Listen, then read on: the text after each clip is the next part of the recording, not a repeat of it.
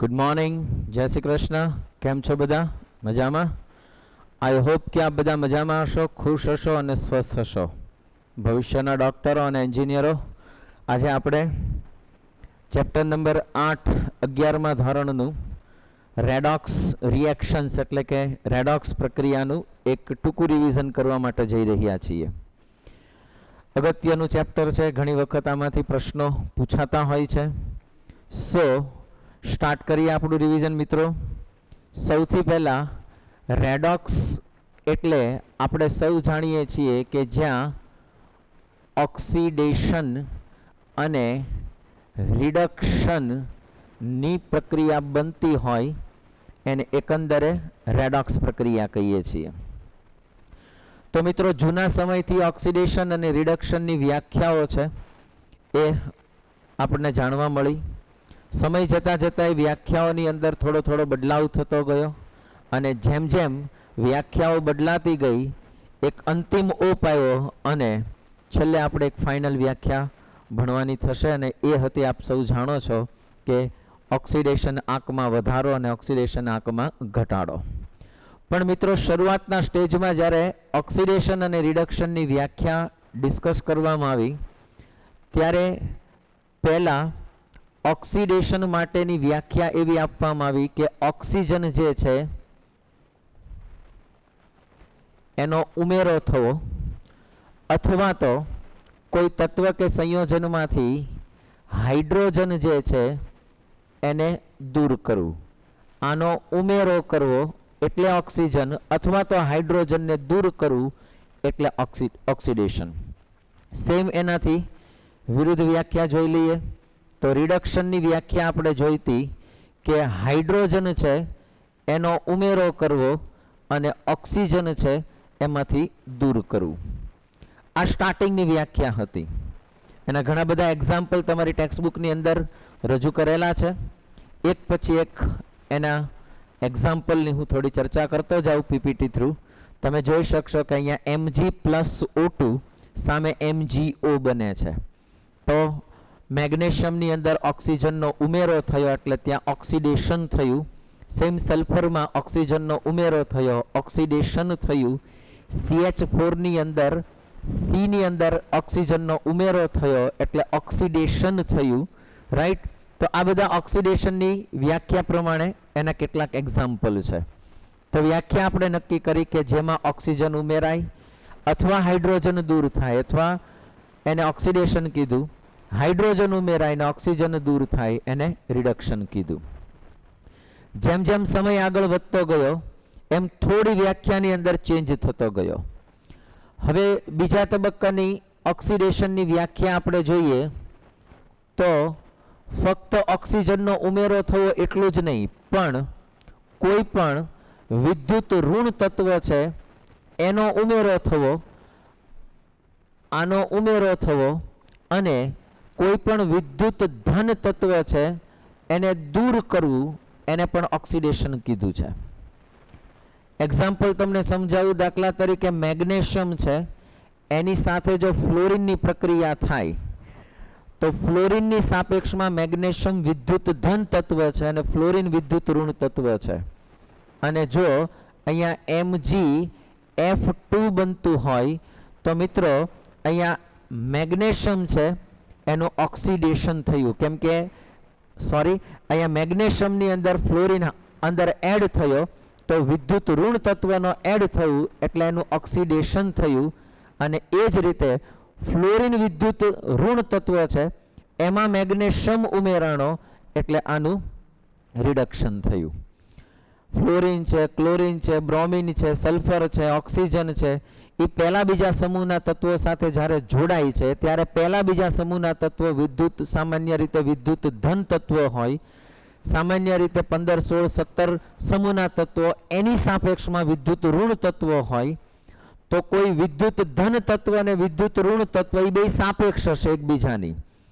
जो कोई विद्युत धन तत्वनी अंदर विद्युत ऋण तत्वनो उमेरो थवो तो ऑक्सीडेशन, विद्युत ऋण तत्वनी अंदर विद्युत धन तत्वनो उमेरो थवो तो एने रिडक्शन कीधुं। व्याख्या छे एनी अंदर थोड़ो थोड़ो चेन्ज आवतो गयो छे।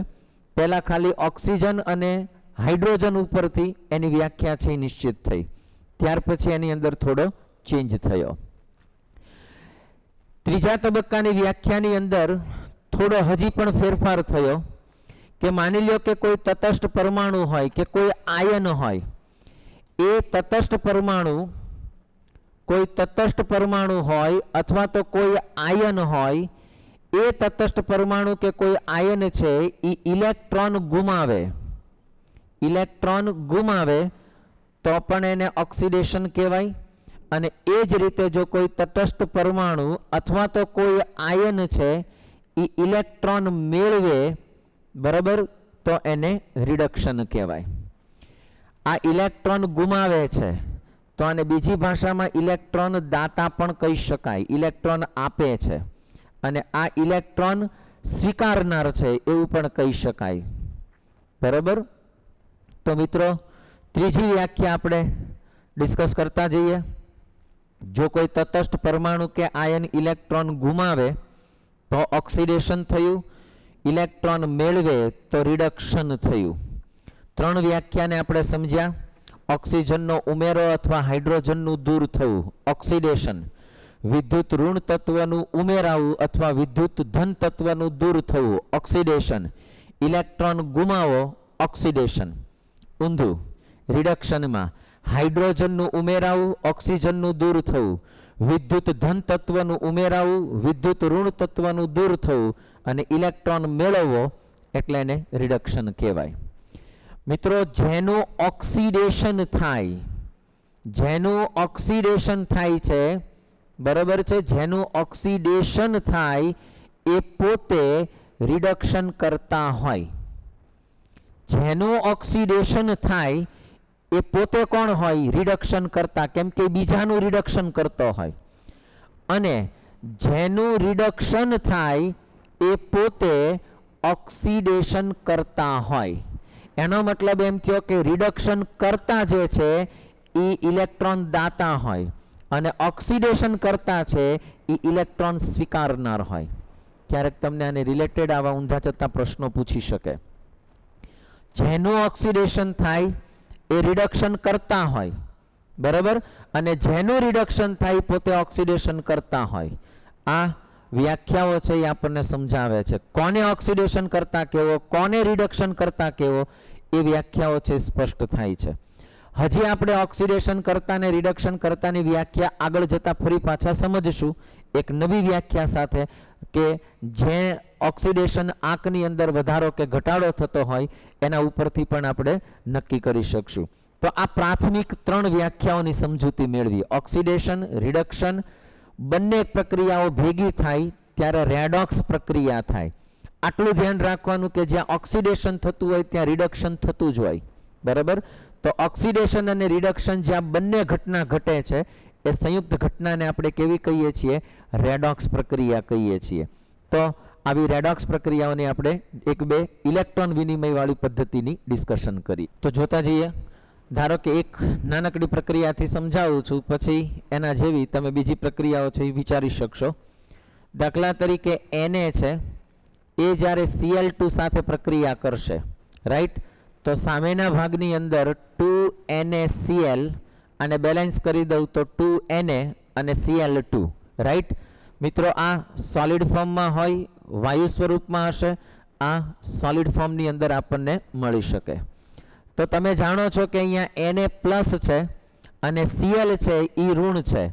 એટલે ખરેખર શું થશે કે અહીંયા જ્યારે બનશે ત્યારે Na પ્લસ અને Cl માઇનસ બનશે. અહીંયા તમે જુઓ તો Na ની પાસે તમે જુઓ તો આ Na સામેના ભાગમાં જશે ત્યારે એ 2 ઇલેક્ટ્રોન ગુમાવે છે. આમ Na 1 ઇલેક્ટ્રોન ગુમાવે, પણ બેલેન્સ કરવા માટે 2 મૂક્યું છે એટલે અહીંયા 2 ઇલેક્ટ્રોન શું કરે છે? એ ગુમાવે છે. શું કરે છે? એ 2 ઇલેક્ટ્રોન ગુમાવે છે. જ્યારે Cl છે એ શું કરશે? તો કે એ 2 ઇલેક્ટ્રોન મેળવે છે. અહીંયા Cl-2 બને છે. જો મિત્રો, અહીંયા શું બને છે? 2Na પ્લસ અને 2Cl માઇનસ. Cl 0 હતું એમાંથી એને 2 ઇલેક્ટ્રોન મેળવ્યા છે એટલે એ માઇનસ બન્યું, અને 2 ઇલેક્ટ્રોન ગુમાવ્યા એટલે વિદ્યુત ધન બન્યું, બરાબર. તો વિચારો કે આ ઇલેક્ટ્રોન ગુમાવે છે એટલે ઓક્સિડેશન, મેળવે છે એટલે રિડક્શન. ખરેખર પ્રક્રિયા આવી બનશે, Na માંથી બની જશે Na+ અને ઇલેક્ટ્રોન. બેલેન્સ કરવા માટે આપણે અહીંયા 2 મૂકીએ છીએ. તો જરા વિચારો, આને ઓક્સિડેશન અર્ધ પ્રક્રિયા કહેવાય. શું કહેવાય છે આને? ઓક્સિડેશન અર્ધ પ્રક્રિયા. અને એ જ રીતે Cl2 છે એ 2 ઇલેક્ટ્રોન મેળવશે, રાઈટ, અને સામેના ભાગમાં 2Cl- છે એ બનશે. આ જે પ્રક્રિયા બને છે એમાં અહીંયા ક્લોરીન છે એ 2 ઇલેક્ટ્રોન મેળવે છે મિત્રો, બરાબર.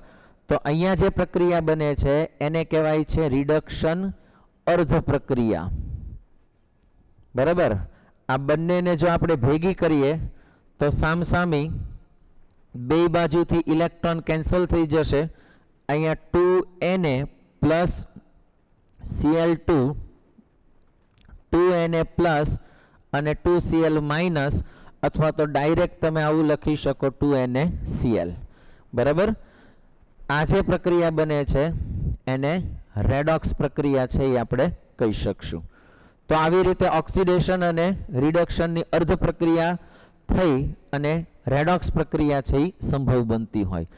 આ બધી નાની નાની વ્યાખ્યાઓ છે મિત્રો. એક વખત આને વ્યવસ્થિત સમજી લ્યો, વારા ઘડી આને રિવિઝન કરવાની જરૂર નથી. ખાલી વ્યાખ્યાઓ છે એ તમારા મગજમાં સેટ થઈ જવી જોઈએ. ઓક્સિડેશન કરતા ઓક્સિડેશન, રિડક્શન કરતા, આ બધી જ વ્યાખ્યાઓ છે એ તમારા મગજમાં સ્પષ્ટ થવી જોઈએ, રાઈટ. હવે જે આપણે જવાના છીએ એની આપણે થોડીક એક ડિસ્કશન કરીએ અને થોડાક MCQ છે એની પહેલા ચર્ચા કરી લઈએ, પછી આપણે આગળ વધીએ. જોતા જઈએ કેટલાક MCQ મિત્રો. પહેલો પ્રશ્ન આપ્યો છે તમને, 2Al Cr2O3 પ્લસ Al2O3 અને 2Cr. આ પ્રક્રિયામાં કોનું રિડક્શન થાય છે? રિડક્શન થવું એટલે અહીંયા આપણે વિચારવાનું કે જેમાંથી ઓક્સિજન દૂર થાય એનું રિડક્શન થાય. તો વિચાર કરો, Cr2O3 માંથી ઓક્સિજન દૂર થાય છે એટલે એનું શું થયું કહેવાય? રિડક્શન. કોનું ઓક્સિડેશન થયું? તો જરા વિચારો, એલ્યુમિનિયમની અંદર ઓક્સિજન ઉમેરાણો તો એનું શું થયું? ઓક્સિડેશન. સેમ એક પ્રશ્ન આપ્યો છે, H2 + Cl2 gives 2HCl. પ્રક્રિયામાં કોનું રિડક્શન થાય છે? તો Cl2 ની અંદર હાઇડ્રોજન ઉમેરાણો, હાઇડ્રોજનનું ઉમેરાવું પણ એક પ્રકારનું શું થયું? રિડક્શન થયું. અને હાઇડ્રોજનની અંદર તમે જરા વિચારો તો Cl ઉમેરાય છે. તો હવે બીજો પ્રશ્ન એ થાય કે હાઇડ્રોજન છે એ ક્લોરીનની સાપેક્ષમાં કેવો થયો? વિદ્યુત ઋણ તત્વ થયો. તો હાઇડ્રોજનની અંદર ક્લોરીન ઉમેરાણો એટલે વિદ્યુત ઋણ તત્વનું એડ થયું એટલે હાઇડ્રોજનનું શું થયું? ઓક્સિડેશન. આમ થયું ને ઓક્સિડેશન, કેમ કે હાઇડ્રોજનની અંદર વિદ્યુત ઋણ તત્વ છે એ એડ થાય છે. આ બધી બાબતો છે એ અગત્યની છે. આવા નાના મોટા કેટલાક પ્રશ્નો પૂછે. અહીંયા ઓક્સિડેશન રિડક્શન પૂછ્યું, એવું પૂછી શકે કે આમાંથી કોણ ઓક્સિડેશન કરતા અને કોણ રિડક્શન કરતા છે. તો વિચારવાનું કે જેનું રિડક્શન થાય છે એ ઓક્સિડેશન કરતા અને જેનું ઓક્સિડેશન થાય છે એ રિડક્શન કરતા, રાઈટ. તો આ વ્યાખ્યાઓ છે એને ફિલહાલ અહીંયા સુધી આપણે વિચારી લઈએ. વચ્ચે તમારે એક સરસ મજાનો પ્રયોગ આવે છે, આપ સૌ જાણો છો. એ પ્રયોગની કન્સેપ્ટ એક મેટર જાણવાની જેવી છે. પ્રયોગની અંદર તમને બતાડ્યું છે કે કોઈ એક આકૃતિ બતાડું છું, જોતા જઈએ. તમે આકૃતિની અંદર જુઓ તો પહેલું બીકર, બીજું બીકર અને ત્રીજું બીકર આપ્યું છે. પહેલા બીકરની અંદર બ્લુ કલરનું દ્રાવણ છે. શેનું દ્રાવણ છે મિત્રો? એ દ્રાવણ છે કોપર નાઇટ્રેટનું. CuNO3 ટ્વાઇસ કોપર નાઇટ્રેટનું દ્રાવણ છે. આ કોપર નાઇટ્રેટના દ્રાવણની અંદર ઝીંકનો સળિયો છે એ મૂકવામાં આવ્યો છે. આ કોપર નાઇટ્રેટનું દ્રાવણ વાદળી કલરનું છે. આ વાદળી કલર જે છે એ ખરેખર કોપરના કારણે છે. કોપર નાઇટ્રેટનું જે વાદળી રંગ છે એ વાદળી રંગ કોના કારણે છે? તો કે કોપરના કારણે તમને વાદળી રંગ છે એ અંદર જોવા મળે. હવે આની અંદર જ્યારે ઝીંકનો સળિયો મૂક્યો તો થોડા સમય પછી આ દ્રાવણનો રંગ થોડો આછો થયો અને હજી વધારે સમય જતાં આ દ્રાવણનો રંગ છે એ સંપૂર્ણ સફેદ થઈ ગયો, એટલે રંગવિહીન થઈ ગયું. એની સામે તમે બીજું ઓબ્ઝર્વેશન કરો કે જે પેલો સફેદ સળિયો હતો ઝીંકનો, એ ઝીંકનો સળિયો જ્યાં સુધી દ્રાવણમાં ડૂબાડેલો છે એટલા ભાગની અંદર કોપરનું પડ ચડેલું છે, એટલે કે એના ઉપર કોપર છે લાલ કલરનું, એના ઉપર ચડેલું છે. એટલે ખરેખર પ્રક્રિયા આવી બની છે. જો કોપર નાઇટ્રેટ જે છે એની અંદર જ્યારે ઝિંકનો સળિયો મૂક્યો ત્યારે ખરેખર ઝિંક જે છે એ 2 ઇલેક્ટ્રોન ગુમાવે છે. આપ ઇલેક્ટ્રોકેમિસ્ટ્રીની અંદર પણ ભણશો અથવા તો ભણી ચૂક્યા છો કે ઝિંક જે છે એ પોતાના 2 ઇલેક્ટ્રોન ગુમાવે છે અને અહીંયા કોપર જે છે એ 2 ઇલેક્ટ્રોન મેળવે છે. એટલે તમે આની પ્રોસેસ જુઓ તો અહીંયા Cu+2 અને NO3-1 હોય, પણ આવા 2 છે એટલે અહીંયા -2 + 2 એટલે બેલેન્સ થઈ ગયું. તો જ્યારે કોપર આ બાજુ જશે ત્યારે કોપરની પાસે 2 ઇલેક્ટ્રોન ઘટે છે એટલે +2 છે. જે કોણ આપે છે? ઝિંક આપે છે. એટલે અહીંયાથી કોપર છૂટું પડ્યું અને દ્રાવણની અંદર જે જગ્યાએ NO3 છૂટું પડ્યું તો એની સાથે કોણ જોડાણું હશે? ઝિંક. તો દ્રાવણની અંદર રંગ બની ગયો ZnNO3 ટ્વાઇસ. આવું આખું દ્રાવણ બને છે. હવે આ દ્રાવણ જે છે એ ખરેખર સફેદ કલરનું બની ગયું. શું કામ સફેદ કલરનું બની ગયું? કેમ કે આ દ્રાવણની અંદર હવે કોપર નથી. દ્રાવણનો બ્લુ કલર વાદળી રંગ છે એ કોના કારણે હતો? કોપરના કારણે. જે કોપર તદ્દન એમાંથી નીકળી ગયું છે અને એ કોપર છે એ ક્યાં જમા થયું છે? ઝિંકના સળિયા ઉપર. તો આ આખી પ્રક્રિયા બની. તો જરા મિત્રો વિચારો કે જે કોપર જે છે એની પાસે 2 ઇલેક્ટ્રોન ઓછા હતા, અહીંયા આવ્યો તો એને 2 ઇલેક્ટ્રોન મેળવ્યા અને 2 ઇલેક્ટ્રોન શું કર્યું? મેળવ્યા છે. અને ઝિંકે શું કર્યું છે? તો કે અહીંયા 2 ઇલેક્ટ્રોન છે એને ગુમાવ્યા. કેમ કે અહીંયા તમે પ્રક્રિયા જુઓ તો Zn+2 અને NO3-1 પણ એ 2 હશે એટલા માટે આપણે એને ટ્વાઇસ લખીએ. બરાબર? તો ખરેખર એને 2 ઇલેક્ટ્રોન ગુમાવ્યા છે. આ ઝિંક ગુમાવે છે અને કોપર મેળવે છે. ઇલેક્ટ્રોન ગુમાવે એટલે એનું રિડક્શન થયું. આ ઇલેક્ટ્રોન મેળવે છે, રિડક્શન થયું. 2 ઇલેક્ટ્રોન ગુમાવે છે, શું થયું? એનું ઓક્સિડેશન થયું. તો આખી પ્રક્રિયા આ પ્રકારની રેડોક્સની બને છે. અચ્છા, બીજી એક ચર્ચા કરીએ કે માની લ્યો કે આ જ વસ્તુને આપણે થોડી ઊંધી વિચારીએ. ધારો કે અહીંયા હું ZnNO3 ટ્વાઇસ જે સફેદ કલરનું દ્રાવણ હશે, રંગવિહીન દ્રાવણ હશે, એની અંદર જો હું કોપરનો સળિયો મૂકું તો સામે આપણને આ પ્રકારની પ્રક્રિયા છે એ થતી જોવા મળશે. આવી પ્રક્રિયા થાય ખરી? તો પ્રાયોગિક બાબત એવું કહે છે કે આ પ્રક્રિયા આગળ વધતી નથી. મતલબ કે અહીંયા ઝિંક છે એને 2 ઇલેક્ટ્રોન મેળવે, કોપર 2 ઇલેક્ટ્રોન ગુમાવે, એવું શક્ય બનતું નથી. હા, પણ એની જગ્યાએ જો તમે આવું વિચારો કે જો અહીંયા કોપર જે છે એની પ્રક્રિયા માની લો કે AgNO3 કોની સાથે કરી છે? Silver nitrate. AgNO3 સાથે પ્રક્રિયા કરો, બેલેન્સ કરી આપીશ. બરાબર? તો અહીંયા આગળ તમે જોશો તો CuNO3 ટ્વાઇસ પ્લસ 2Ag છે એ બનશે. હવે ખરેખર આ AgNO3 નું દ્રાવણ છે ને એ સફેદ કલરનું જ હોય અને આ કોપરનો સળિયો છે એ લાલ કલરનો હશે. પણ જ્યારે સામે જશે ત્યારે આ દ્રાવણ છે એ ખરેખર વાદળી રંગનું બની જશે. જો લાલ કલરનું નહીં બને, કેમ કે લાલ કલર કોપરનો છે, રંગ જાતો નથી. બરોબર? તો આ જે કોપરના સળિયાને AgNO3 ના દ્રાવણની અંદર મૂકીએ તો સામેના ભાગમાં કેવી ઘટના ઘટશે કે કોપર જે છે એના સળિયા ઉપર Ag નું પડ છે એ ચડી જશે અને કોપર છે એ દ્રાવણની અંદર છૂટું પડશે. એટલે આખો દ્રાવણનો રંગ તમને કેવો બનશે? વાદળી રંગ જોવા મળશે. આપણે જાણીએ છીએ કે આ વાદળી રંગ ખરેખર કોના કારણે છે? કોપરના કારણે. તો અહીંયા જુઓ, કોપર જે છે એ શું કરે છે?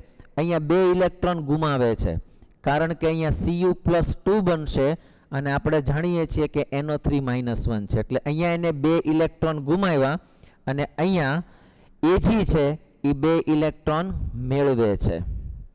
રાઈટ? તો તો જરા વિચારો કે Ag 2 ઇલેક્ટ્રોન મેળવે છે એટલે એનું રિડક્શન થયું, કોપર 2 ઇલેક્ટ્રોન ગુમાવે છે તો એનું શું થયું? અહીંયા ઓક્સિડેશન. ઉપરની પ્રક્રિયામાં ઝિંકની અંદર શું થતું હતું? આનું ઓક્સિડેશન થતું હતું, આનું રિડક્શન થતું હતું.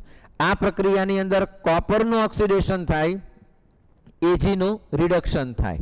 હવે એ જ વસ્તુ હું તમને એમ કહું કે માની લ્યો કે ખરેખર આમ હોય AgNO3 ટ્વાઇસ અને એની અંદર જો તમે CuNO3 ટ્વાઇસની સાથે Ag નો સળિયો મૂકો તો આગળ ખરેખર આવી પ્રક્રિયા થશે ખરી? આવું બનશે ખરું? જરા આપણે વિચારીએ તો નહીં બને. સેમ આની જેમ નહીં બને. શું કામ નથી બનતું? કારણ એ છે કે અહીંયા કોપરની ઇલેક્ટ્રોન ગુમાવવાની વૃત્તિ Ag કરતાં વધારે છે અને Zn ની ઇલેક્ટ્રોન ગુમાવવાની વૃત્તિ છે એ કોપર કરતાં વધારે છે. મતલબ Zn જે છે એ કોપર કરતાં વધારે ઝડપથી ઇલેક્ટ્રોન ગુમાવશે અને કોપર જે છે એ Ag કરતાં પોતાના ઇલેક્ટ્રોન ગુમાવશે. તો આ ઇલેક્ટ્રોન ગુમાવવાની વૃત્તિ જે છે એ બતાડી છે. આપ સૌ જાણો છો કે EMF શ્રેણીની અંદર આ વૃત્તિનો તમને ક્રમ આપ્યો છે, ઇલેક્ટ્રોન ગુમાવવાની વૃત્તિ, અને એ જ રીતે ઇલેક્ટ્રોન મેળવવાની વૃત્તિ તમે વિચારો તો આનાથી ઊંધી થઈ જાય. જો Ag ની ઇલેક્ટ્રોન મેળવવાની વૃત્તિ કોપર કરતાં વધારે, કોપર કરતાં ઝિંકની વધારે. આ ઇલેક્ટ્રોન મેળવવાની વૃત્તિ છે. આઈડિયા આવે છે? તો દરેકનો પોતાનો, દરેક ધાતુનો અથવા તો અધાતુનો જે કયો, દરેકનો પોતાનો એક વ્યક્તિગત સ્વભાવ હોય છે, નેચર હોય છે કે કોણ ઇલેક્ટ્રોન મેળવશે, કોની સાપેક્ષમાં કોણ ઇલેક્ટ્રોન ઝડપથી ગુમાવશે. એના ઉપરથી આપણે સૌ જાણીએ છીએ કે આખી એક EMF શ્રેણી છે એ બનતી હોય છે. મિત્રો, આ જ વૃત્તિ તમને બતાડશે અને આ વૃત્તિના કારણે જ જ્યારે વિદ્યુત વિભાજન થવાનું હોય અથવા તો જ્યારે સેલનું નિર્માણ થતું હોય ત્યારે ઇલેક્ટ્રોડ તરીકે, વિદ્યુત ધ્રુવ તરીકે કોને એનોડ લેવો અને કોને કેથોડ લેવો એ તમે નક્કી કરી શકો છો.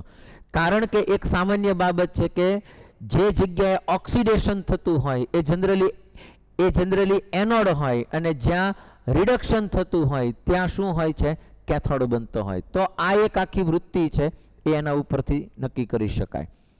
આના ઉપરથી ઇલેક્ટ્રોન મેળવવાની, ઇલેક્ટ્રોન ગુમાવવાની વૃત્તિ છે એનો ક્રમ છે એ નક્કી થઈ શકે.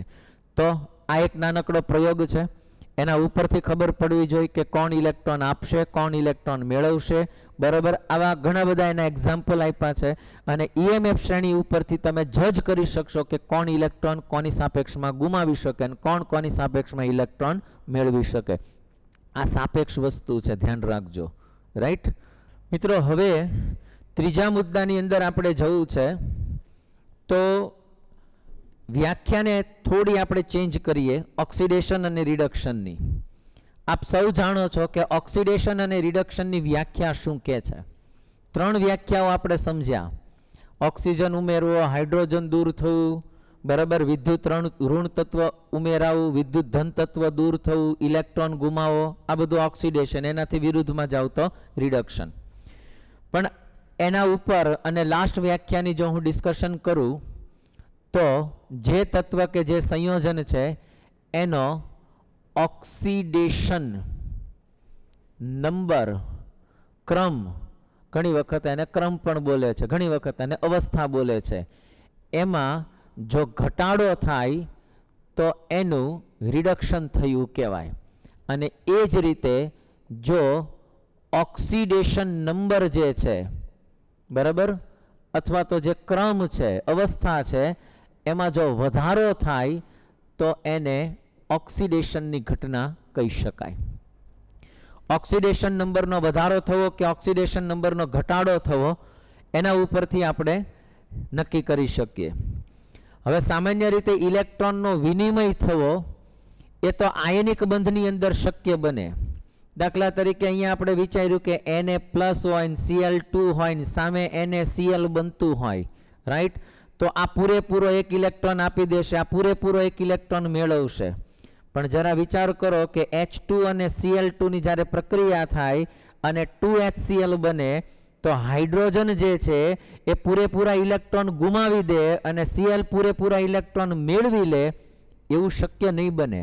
કેમ કે આ આયનિક બંધ છે, આ સહસંયોજક બંધ છે. એટલે એક વ્યાખ્યા આપણે જે ઇલેક્ટ્રોન વિનિમયની આપણે ડિસ્કશન કરી ત્યાં થોડો અટકાવ આવી શકે, કેમ કે સંપૂર્ણ સહસંયોજક બંધની અંદર એ શક્ય નહીં બને. તો આવા કેસની અંદર જ્યારે બે તત્વો એકબીજાની સાથે જોડાય, દાખલા તરીકે અહીંયા બે તત્વો એકબીજાની સાથે જોડાણા છે, બરાબર, અને માની લ્યો કે એ XY સંયોજન બન્યા છે, તો જો આ વિદ્યુત ધન તત્વ હશે અને આ વિદ્યુત ઋણ તત્વ હશે, બરાબર, તો મિત્રો આનો ઓક્સિડેશન નંબર છે એ આની સાપેક્ષમાં ધન હશે અને આની સાપેક્ષમાં આનો ઓક્સિડેશન નંબર કેવો હશે? ઋણ હશે. પણ એ જ રીતે જો Y અને Z જોડાય તો Z ની સાપેક્ષમાં જો આ વિદ્યુત ધન તત્વ હોય અને આ વિદ્યુત ઋણ તત્વ હોય અને અહીંયા જો YZ કે ZY નું સંયોજન બનતું હોય તો Z ની સાપેક્ષમાં આનો ઓક્સિડેશન નંબર વિદ્યુત ધન હશે, આનો વિદ્યુત ઋણ તત્વ હશે. મતલબ કે આ સાપેક્ષ વસ્તુ છે. તમે પર્ટિક્યુલર કોઈ સંયોજન છે એનો ઓક્સિડેશન નંબર આ જ આવશે એવું કહી નહીં શકો. ઘણી વખત એના ઓક્સિડેશન નંબર બદલાતા હોય, સિવાય કે એવા તત્વો કે જે સૌથી વધારે વિદ્યુત ઋણ છે કે સૌથી વધારે વિદ્યુત ધન તત્વો છે એના ઓક્સિડેશન નંબર ધન અને ઋણ ફિક્સ થશે. બાકી અમુક જે તત્વો છે જેના ઓક્સિડેશન નંબર અથવા તો એવા તત્વો કે જે વિદ્યુત બહુ ધને નથી ને ખૂબ વિદ્યુત ઋણે નથી, તો એના ઓક્સિડેશન નંબર ધન અને ઋણ બેયની અંદર ફેરફાર થઈ શકશે. હું તમને એક્ઝામ્પલ સમજાવતો જઈશ. આને સમજવા માટે પહેલા તો આપણે ઓક્સિડેશન નંબરનો ખેલ છે એ આખો સમજવો પડશે કે ઓક્સિડેશન નંબર છે એ કઈ રીતે છે એ નક્કી કરી શકાતા હોય.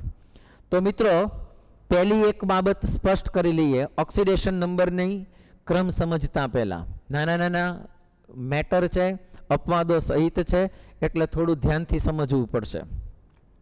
સામાન્ય રીતે જે કુદરતની અંદર મુક્ત રીતે અણુ સ્વરૂપે મળતા હોય એ દરેકે દરેકનો ઓક્સિડેશન નંબર છે એ 0 ગણાય. દાખલા તરીકે Cl2 છે, Br2 છે, O2 છે, I2 છે, N2 છે, F2 છે, આ બધાનો ઓક્સિડેશન નંબર 0 ગણાય. શું કામ 0 ગણાય? Cl ની અંદર બે Cl એકબીજાની સાથે જોડાય. જ્યારે બે સમાન તત્વો એકબીજાની સાથે જોડાય અને એની સાથે જ્યારે બીજું કોઈ ન જોડાય ત્યારે બંનેનો ઓક્સિડેશન નંબર 0 જ હોય અને કુલ ઓક્સિડેશન નંબર પણ કેવો હોય? 0 જ હોય. આટલું ધ્યાન રાખજો, બરાબર. એ જ રીતે Br2, O2, I2, N2, F2 આ બધાના ઓક્સિડેશન નંબર કેવા હોય? 0 જ હોય. જેટલા પણ મુક્ત સ્વરૂપે કુદરતમાંથી તત્વ સ્વરૂપે જેટલા સંયોજનો મળે છે, દાખલા તરીકે સોડિયમ છે, કુદરતમાં સોડિયમનો ટુકડો હોય તો એની અંદર દરેકે દરેક પરમાણુ છે સોડિયમના જ હોય, બરાબર. એ જ રીતે પોટેશિયમ હોય, એ જ રીતે મેગ્નેશિયમ હોય, આ બધાનો ઓક્સિડેશન નંબર 0 જ ગણાય. પણ જ્યારે આ સંયોજન આ જે તત્વો છે એ બીજા કોઈ સાથે જોડાય, જો આ એકલા આવતા હોય ને ખાલી એકલો કે Mg કે Na કે તો એ બધાનો ઓક્સિડેશન નંબર કેવો ગણાય? 0 જ ગણાય. પણ જ્યારે એ જ Na Cl સાથે જોડાય ત્યારે Na નો ઓક્સિડેશન નંબર +1 જ હોય. પણ ખાલી તમને એમ કે Na નો ઓક્સિડેશન નંબર કેટલો? તો 0. NaCl માં Na નો ઓક્સિડેશન નંબર કેટલો? તો +1. આટલું ધ્યાન રાખજો. હું શું બોલું છું એ ધ્યાન રાખજો. ઘણા એમને અન્ડરસ્ટેન્ડિંગ નથી થતી. NaCl માં Na નો ઓક્સિડેશન નંબર +1 હોય પણ એકલો Na નો ઓક્સિડેશન નંબર કે તો કેટલો થાય? 0 જ થાય. તો આવા મુક્ત તત્વો છે એ બધાનો ઓક્સિડેશન નંબર પણ કેવો હશે? 0 જ હશે. કોઈ તટસ્થ સંયોજન હોય જેના ઉપર કોઈ પ્રકારનો ચાર્જ ન હોય એનો કુલ ઓક્સિડેશન નંબર 0 હોય. દાખલા તરીકે NaCl છે તો એનો કુલ ઓક્સિડેશન નંબર 0 જ હોય. હા, Na નો +1 હોય ને Cl નો -1 હોય પણ આ બેયનો ભેગું કરો તો કુલ ઓક્સિડેશન નંબર કેટલો થાય મિત્રો? 0. આનો કુલ ઓક્સિડેશન નંબર 0 થાય પણ NaCl માં Na નો કહેતો +1, Cl નો કહેતો -1. આવું કોઈ પણ સંયોજન હોય, HCl છે, H2O છે, N2O છે, બરાબર, HNO3 છે, H2SO4 છે, આવું કોઈ પણ સંયોજન હોય એનો કુલ ઓક્સિડેશન નંબર કેટલો થાય? હંમેશા 0 થાય. બરાબર, કુલ ઓક્સિડેશન નંબર કહું છું. H2O માં +1 હોય ને આ -2 હોય, કુલ થઈને 0 થાય, પણ કુલ ઓક્સિડેશન નંબર તો 0 જ ગણવાનો. આટલી મેટર ક્લિયર થઈ? કોઈ આયન આપ્યો હોય, શું આપ્યો હોય? કોઈ આયન, કોઈ પણ પ્રકારનો આયન, એ આયનની માથે જે ચાર્જ આપ્યો હોય પ્લસ કે માઇનસ, એ એનો કુલ ઓક્સિડેશન નંબર ગણાય. દાખલા તરીકે SO4 -2 કીધો હોય તો આનો કુલ ઓક્સિડેશન નંબર -2 થાય.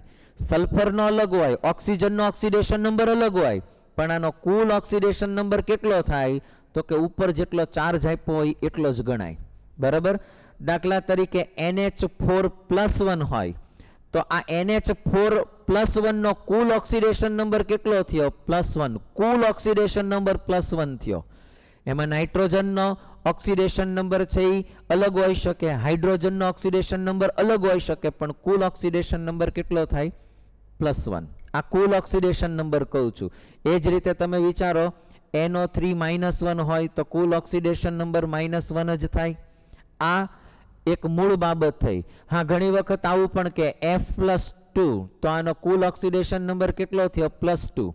F+3 તો કુલ ઓક્સિડેશન નંબર +3 થશે. ખ્યાલ આવે છે? 0 0 ટોટલ 0, ઉપર જે ચાર્જ હોય પ્લસ કે માઇનસ, ઈ કુલ ઓક્સિડેશન નંબર થશે. બરાબર, આટલી મેટર તમારા માઇન્ડમાં ક્લિયર થવી જોઈએ. હવે એક નાનકડી બાબતની ડિસ્કશન કરી લઉં, જે આપણે ફિક્સ ઓક્સિડેશન નંબર મૂકવા છે.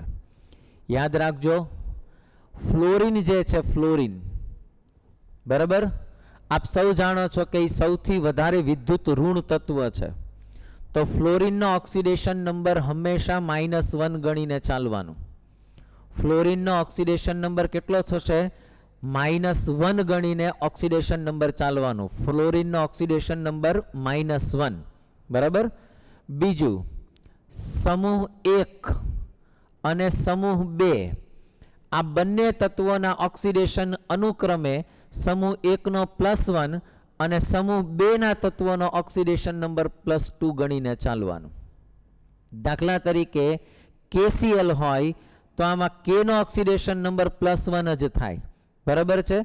યાદ રાખજો, MgCl2 હોય તો Mg નો ઓક્સિડેશન નંબર છે +2 જ થાય. MgCl2 માં Mg નો ઓક્સિડેશન નંબર કેટલો થાય? +2. કેમ કે આનો કુલ ઓક્સિડેશન નંબર 0 થાય, પણ આમાં K નો ઓક્સિડેશન નંબર +1 હોય. એટલે આ ફિક્સ છે. ફ્લોરિનનો ઓક્સિડેશન નંબર -1, પહેલા સમૂહ ને બીજા સમૂહનો ઓક્સિડેશન નંબર અનુક્રમે +1 અને +2 જ થાય.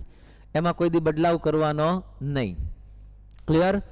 પહેલા સમૂહ ને બીજા સમૂહનો ઓક્સિડેશન નંબર +1 અને +2 જ થાય. એની સાથે પછી બીજું ગમે એ જોડાય, એનો ઓક્સિડેશન નંબર બદલાય, પણ આનો ઓક્સિડેશન નંબર બદલાશે નહીં. એ ફિક્સ છે. આનો ઓક્સિડેશન નંબર ફિક્સ છે.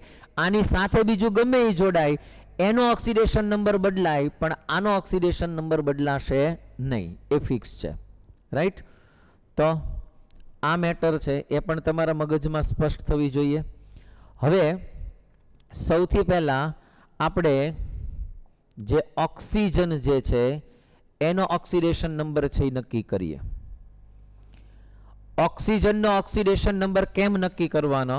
તો સૌથી પહેલા જો ઓક્સિજન ઓક્સાઇડ સ્વરૂપે હોય, એટલે કે કાં તો એ મોનોક્સાઇડ સ્વરૂપે હોય અને કાં તો એ ડાયોક્સાઇડ સ્વરૂપે હોય, તો આવા કેસની અંદર એનો ઓક્સિડેશન નંબર -2 ગણીને ચાલવાનું. દાખલા તરીકે H2O છે, N2O છે, બરાબર. દાખલા તરીકે અહીંયા હું ડિસ્કશન કરું તો CO2 છે. આ દરેકે દરેકની અંદર એનો ઓક્સિડેશન નંબર -2 જ હોય. CaO છે, આ દરેકની અંદર એનો ઓક્સિડેશન નંબર છે કેટલો હશે? -2. એ મોનોક્સાઇડના સ્વરૂપમાં હોય કે ડાયોક્સાઇડના સ્વરૂપમાં. જો ઓક્સિજન છે એ મોનોક્સાઇડ કે ડાયોક્સાઇડના સ્વરૂપમાં ન હોય, બરાબર, પણ જો એ પેરોક્સાઇડના સ્વરૂપમાં હોય. કોના સ્વરૂપમાં હોય? પેરોક્સાઇડ. આપણે જાણીએ છીએ કે પેરોક્સાઇડ કોને કહેવાય? તો કે જ્યારે બે ઓક્સિજન એકબીજાની સાથે સિંગલ બોન્ડથી જોડાયેલા હોય, શું કહું છું, આ રીતે સિંગલ બોન્ડથી જોડાયેલા હોય ત્યારે એને પેરોક્સાઇડ કહેવાય. અહીંયા કોઈ તત્વ આવી શકે, અહીંયા કોઈ તત્વ આવી શકે. આઈડિયા આવે છે? બે બાજુ કોઈને કોઈ તત્વ આવી શકે. તો આ બે ઓક્સિજન જ્યારે એકબીજાની સાથે સિંગલ બોન્ડથી જોડાય તો આવા કેસની અંદર એનો ઓક્સિડેશન નંબર -1 ગણવાનો. પેરોક્સાઇડના સ્વરૂપમાં હોય ત્યારે એનો ઓક્સિડેશન નંબર કેટલો થશે? -1 થાય. આપ જાણો છો કે H2O2 છે જે પેરોક્સાઇડ છે, K2O2 છે, Na2O2 છે, આ બધા પેરોક્સાઇડના સ્વરૂપમાં છે. એ જ રીતે તમે જરા વિચારો, BaO2 છે, આ બધા પેરોક્સાઇડ છે. બરાબર? BaO અને O આ રીતના એનું સ્ટ્રક્ચર હોય BaO2 નું. તો ઓક્સિજન ઓક્સિજન એકબીજા સાથે પેરોક્સાઇડના સ્વરૂપમાં હશે. તો આ રીતે એ પેરોક્સાઇડના સ્વરૂપની અંદર છે એ જોડાયેલું હોય. તો આને દરેકે દરેકનો ઓક્સિડેશન નંબર કેટલો ગણવાનો છે? -1. એ જ રીતે જો ઓક્સિજન છે એ સુપર ઓક્સાઇડના સ્વરૂપમાં હોય, બરાબર, સુરપ નહીં, સુપર ઓક્સાઇડના સ્વરૂપમાં હોય, બરાબર. જો ઓક્સિજન છે એ સુપર ઓક્સાઇડ, આપ જાણો છો કે સુપર ઓક્સાઇડ ક્યારે બને છે? તો સામાન્ય રીતે જે પ્રથમ સમૂહના મોટા કદ ધરાવતા તત્વો છે, પ્રથમ સમૂહના જે મોટા કદ ધરાવતા તત્વો છે એની જ્યારે વધુ પ્રમાણમાં ઓક્સિજન સાથે પ્રક્રિયા થાય ત્યારે એ જોડાઈને જે ઓક્સાઇડ બને છે એ સુપર ઓક્સાઇડ હોય. દાખલા તરીકે પોટેશિયમ છે, રૂબિડિયમ છે, સીઝિયમ છે, આ બધાની સાથે જ્યારે ઓક્સિજન જોડાય છે ત્યારે સુપર ઓક્સાઇડ બને. દાખલા તરીકે KO2 છે, RbO2 છે, CSO2 છે. તો આ બધા છે એ સુપર ઓક્સાઇડના સ્વરૂપમાં છે. તો આ દરેકે દરેક સુપર ઓક્સાઇડ હોય એનો ઓક્સિડેશન નંબર -1/2, ઘણી વખત આ લોકો -0.5 પણ કે બે એક જ છે. તો આ પ્રકારનો એનો ઓક્સિડેશન નંબર છે બનતો હોય. અહીંયા ઓક્સિજનનો ઓક્સિડેશન નંબર -1/2 છે, પોટેશિયમનો તો એક જ છે, ધ્યાન રાખજો. આ જેમાં પૂછાયેલો પ્રશ્ન છે. RbO2 માં ઓક્સિજનનો ઓક્સિડેશન નંબર -1/2 હોય, પણ Rb નો તો +1 જ હોય, CS નો તો +1 જ હોય, કેમ કે પહેલા ને બીજા સમૂહનો ઓક્સિડેશન નંબર નહીં બદલાય. બદલાય છે કોનો ઓક્સિડેશન નંબર? ઓક્સિજનનો. તો આ પ્રમાણે ઓક્સિજનનો ઓક્સિડેશન નંબર છે એ -2 હોઈ શકે, -1 હોઈ શકે, -1/2 હોઈ શકે. આવા જુદા જુદા ઓક્સિડેશન નંબર હોઈ શકે. આ ઉપરાંત ઓક્સિજનના ઓક્સિડેશન નંબર અલગ પણ હોય. દાખલા તરીકે તમને ફક્ત O2 જ આપવામાં આવ્યો હોય તો એનો ઓક્સિડેશન નંબર છે 0 થઈ જાય. એકલો O2 કે તો એમાં એનો ઓક્સિડેશન નંબર કેટલો થઈ જાય? 0 થઈ જાય. અને જ્યારે ઓક્સિજન જે છે, આ ઓક્સિજન જે છે એ જ્યારે ફ્લોરિન સાથે જોડાય, કોની સાથે જોડાય? ફ્લોરિન. તો ફ્લોરિનનો તો ઓક્સિડેશન નંબર ફિક્સ છે, કેટલો? -1. ત્યારે આવા કેસમાં ઓક્સિજનનો ઓક્સિડેશન નંબર છે એ ધન બને. કેટલો ધન બને એ જેમ જોડાય એના ઉપર નક્કી થાય. દાખલા તરીકે O2F2 છે, કેવો છે? O2F2. તો અહીંયા F નો ઓક્સિડેશન નંબર તો -1 જ છે. આવા બે F છે, આને આપણે X ધારી લઈએ તો 2X = 0, રાઈટ? તો જરા વિચારો કે અહીંયા આ ફ્લોરિનનો ઓક્સિડેશન નંબર છે -2 + 2X = 0, 2X = 2, X = 2/2 = +1. તો અહીંયા ઓક્સિજનનો ઓક્સિડેશન નંબર +1 છે. એ જ રીતે માની લો કે તમને OF2 આપ્યું હોય તો આ -1 હશે, તો અહીંયા ઓક્સિજનનો ઓક્સિડેશન નંબર કેટલો મળશે? +2 મળશે. ઓક્સિજન ફ્લોરિન સાથે, એક જ એવું તત્વ છે કે ઓક્સિજન ફ્લોરિન સાથે જ્યારે જોડાય ત્યારે એનો ઓક્સિડેશન નંબર ધન હોય, ઋણ હોવાના બદલે. બરાબર? એટલે 0 છે, ધન છે, -2 છે, -1 છે અને -1/2 છે. આટલા ઓક્સિજનના ઓક્સિડેશન નંબર છે એની તમને વેરાયટી જોવા મળે. ટૂંકમાં ઓક્સિજનનો ઓક્સિડેશન નંબર ફિક્સ નથી એવું કહી શકીએ. તો આવા ઓક્સિજનના ઓક્સિડેશન નંબર છે એ તમને વિવિધતા જોવા મળશે. એ જ રીતે જો આપણે હેલોજનની ડિસ્કશન કરીએ તો હેલોજનના ઓક્સિડેશન નંબર પણ તમને વિવિધતા જોવા મળશે. પણ એ પહેલા હાઇડ્રોજનની થોડી ચર્ચા કરી લઈએ કેમ કે હેલોજનની અંદર જરૂર પડશે. હાઇડ્રોજનનો ઓક્સિડેશન નંબર છે એમાં પણ તમને વિવિધતા જોવા મળશે. કાં એનો ઓક્સિડેશન નંબર છે એ 0 જોવા મળે, કાં +1 જોવા મળે અને કાં -1 જોવા મળે. ત્રણમાંથી એક હશે. હાઇડ્રોજન જે છે એની વિદ્યુત ઋણતા છે એ 2.1 છે. આની સાથે એવું કોઈ તત્વ જોડાય કે જેની વિદ્યુત ઋણતા 2.1 કરતા વધારે હોય. બરોબર ધ્યાનથી સાંભળજો. એની વિદ્યુત ઋણતા 2.1 કરતા વધારે હોય ત્યારે હાઇડ્રોજન જે છે એનો ઓક્સિડેશન નંબર +1 થાય. અને એવું કોઈ તત્વ છે કે જેની વિદ્યુત ઋણતા 2.1 કરતા ઓછી હોય. કેવી હોય? ઓછી હોય. ત્યારે હાઇડ્રોજન છે એનો ઓક્સિડેશન નંબર -1 થાય. અને જો એકલો H2 ની ડિસ્કશન કરીએ તો એનો ઓક્સિડેશન નંબર કેટલો થઈ જાય? 0. હાઇડ્રોજન જ્યારે જોડાય એ તત્વની વિદ્યુત ઋણતા 2.1 કરતા વધારે હોય. દાખલા તરીકે H2O વધારે વિદ્યુત ઋણ તત્વ છે. આવા કેસની અંદર હાઇડ્રોજનનો ઓક્સિડેશન નંબર +1 થાય. એ જ રીતે NH3 અહીંયા હાઇડ્રોજનનો ઓક્સિડેશન નંબર +1 થાય. આઈડિયા આવે છે? એ જ રીતે HF ફ્લોરિન વધારે વિદ્યુત ઋણ છે. હાઇડ્રોજનનો ઓક્સિડેશન નંબર +1 થાય. H2S +1 થશે. બરોબર વિચારી લેજો. એ જ રીતે CH4 બરાબર. તો અહીંયા હાઇડ્રોજનનો ઓક્સિડેશન નંબર +1 થશે. કાર્બનની વિદ્યુત ઋણતા પણ એના કરતાં વધારે છે. તો મિત્રો આની સાપેક્ષમાં અહીંયા દરેક જગ્યાએ હાઇડ્રોજનનો ઓક્સિડેશન નંબર કેટલો મળે છે? +1. પણ જો એવા તત્વો હોય કે જેની વિદ્યુત ઋણતા 2.1 કરતાં ઓછી હોય, જનરલી પહેલો, બીજો અને 13મો સમૂહ ડી વિભાગના તત્વો હોય, એના તમામ હાઇડ્રાઇડ્સ જેને આપણે કહીએ છીએ, દાખલા તરીકે NaH, તો વિચારો સોડિયમની વિદ્યુત ઋણતા હાઇડ્રોજનની વિદ્યુત ઋણતા કરતાં ઓછી હશે. જો ઓછી હશે, વિદ્યુત ઋણતા કહું છું, આ વિદ્યુત ધન હશે, આ વિદ્યુત ઋણ હશે, આવા કેસમાં નહીં ઓક્સિડેશન નંબર -1 હશે. બરાબર. MgH2 છે, -1 હશે ઓક્સિડેશન નંબર. AlH3 છે, -1 હશે ઓક્સિડેશન નંબર. તો આવા કોઈ પણ પહેલા બીજા સમૂહના હાઇડ્રાઇડ્સ છે, 13મા સમૂહના અમુક હાઇડ્રાઇડ્સ છે, આ બધા જ હાઇડ્રાઇડ્સના ઓક્સિડેશન નંબરમાં હાઇડ્રોજનનો ઓક્સિડેશન નંબર તમને -1 છે એ જોવા મળશે. બરાબર. અહીંયા એની વિદ્યુત ઋણતા 2.1 કરતાં વધારે હોય તત્વની તો એનો ઓક્સિડેશન નંબર હાઇડ્રોજનનો ઓક્સિડેશન નંબર +1 જોવા મળે. ફાઇનલ. હવે આગળ વિચારીએ મિત્રો તો ફ્લોરિનની ડિસ્કશન કરીએ. ફ્લોરિન જે છે, ફ્લોરિનનો ઓક્સિડેશન નંબર કેટલો હોય? આપણે જાણ્યું કે -1 છે.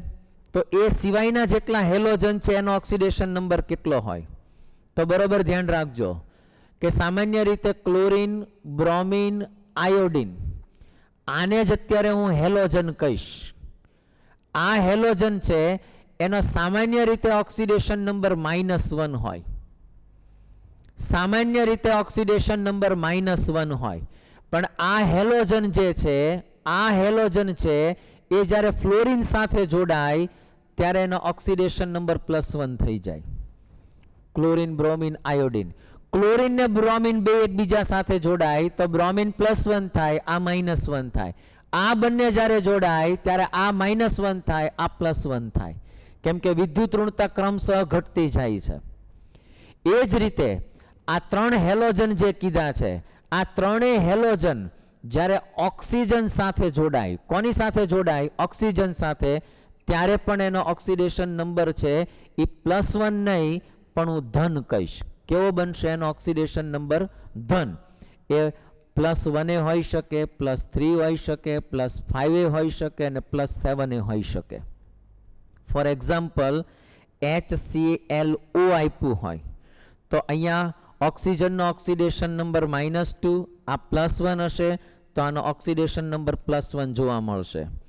HClO2 હોય, HClO3 હોય, HClO4 હોય તો આ દરેકની અંદર ક્લોરીનનો ઓક્સિડેશન નંબર +3 જોવા મળશે, +5 જોવા મળે અને એ જ રીતે +7 પણ જોવા મળે.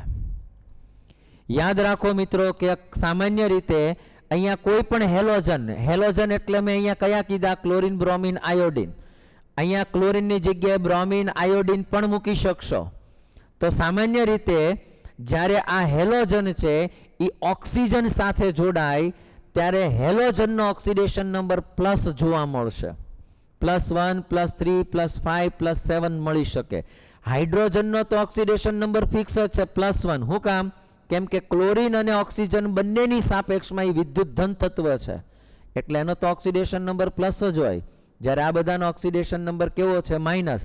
પણ ક્લોરીન અને ઓક્સિજનની ડિસ્કશન કરો તો ઓક્સિજનનો ઓક્સિડેશન નંબર છે એ માઇનસ લેવો પડે કેમ કે એ વધારે વિદ્યુત ઋણ તત્વ છે એટલે એ -2 અને આનો ઓક્સિડેશન નંબર પ્લસ જોવા મળશે એટલે આ +1 અને x ધારો -4, +1 -4 -3 આ બાજુ જશે તો +3, એ જ રીતે +5 અને એ જ રીતે +7. બરાબર. તો આ હેલોજનના ઓક્સિડેશન નંબર કેમ નક્કી કરવા એ જાણજો.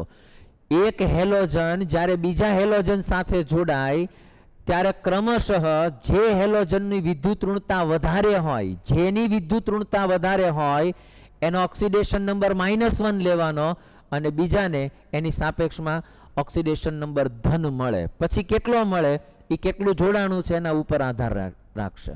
બરાબર. તો એના ઉપરથી એનો ઓક્સિડેશન નંબર ગણી શકાય. બરાબર. એ ઉપરાંત આપણે થોડી ડિસ્કશન કરવી છે કાર્બનના ઓક્સિડેશન નંબરની. બરાબર. તો કાર્બનનો ઓક્સિડેશન નંબર છે એ પણ એ જ રીતે મળતો હોય.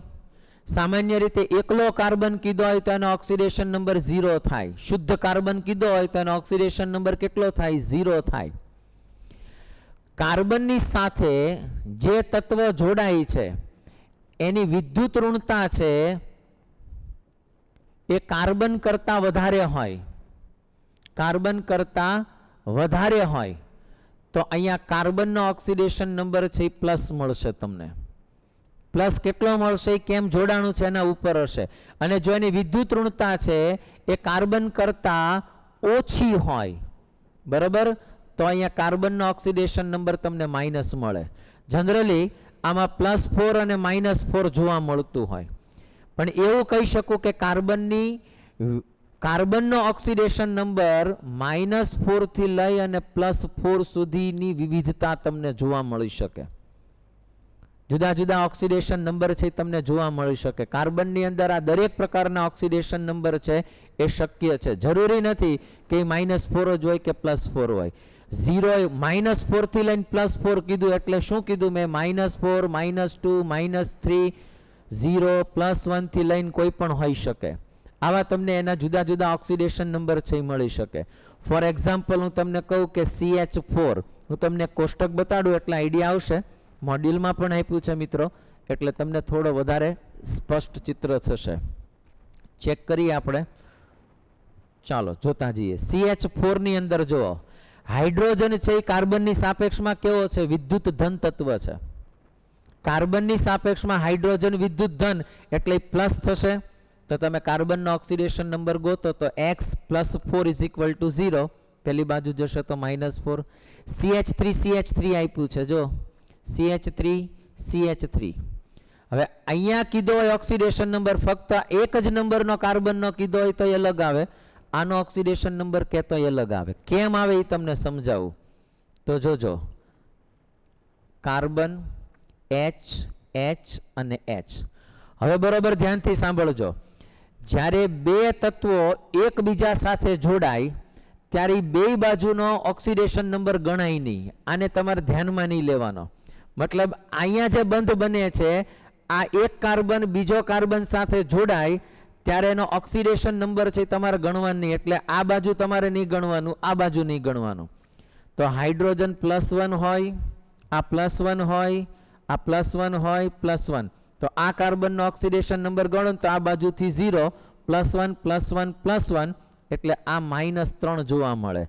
સેમ I -3 જોવા મળે. તો અહીંયા બંને કાર્બનનો ઓક્સિડેશન નંબર -3 હોય. તમે બેયને ગણો તો -6/2 કરો તોય -3 જ આવશે. બરાબર. એ જ રીતે તમે એની પછીનું એક એક્ઝામ્પલ જુઓ, CH2 double bond CH2 -2, CH triple bond CH -1. Glucose આપ્યું છે, ઓક્સિડેશન નંબર ગણી લો 0 જ થશે. બરાબર. C2Cl2 આપ્યું છે, C6Cl6 આપ્યું છે, +1 જોવા મળશે. આમ તમને કાર્બનનો ઓક્સિડેશન નંબર છે એ 0, આમ ગણો તો -4 થી લઈને +4 સુધી એનો ઓક્સિડેશન નંબર છે એ તમને જોવા મળશે. હવે કેટલાક એડિશનલ કાર્બનની ડિસ્કશન કરીએ છીએ. શોર્ટકટ આપું છું, બરોબર ધ્યાન રાખજો મિત્રો. અહીંયા જ્યારે કાર્બન ડબલ બોન્ડ O થી જોડાય ત્યારે એને કાર્બોનિલ કાર્બન કહેવાય. કેવો કહેવાય છે આને? કાર્બોનિલ કાર્બન કહેવાય.